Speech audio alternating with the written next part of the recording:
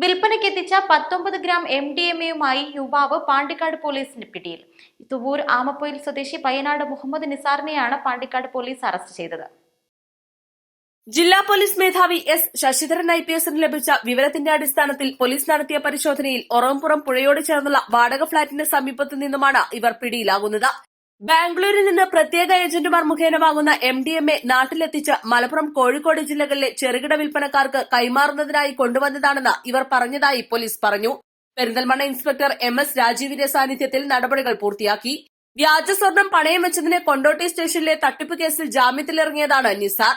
Perinthalmanna DYSP KK Sajeevan, inspector Vipin K Venugopal എന്നിവരുടെ നേതൃത്വത്തിൽ SI Jaison, SI Mohandas, Pandikkad സ്റ്റേഷനിലെ SCPOമാരായ ഹാരിസ്, ഷമീർ, അരുൺ, അബ്ദുൾ മുനീർ എന്നിവരും പെരിന്തൽമണ്ണ ഡാൻസ് ഓഫ് സ്ക്വാഡുമാണ് പരിശോധനാ സംഘത്തിലുണ്ടായിരുന്നത്.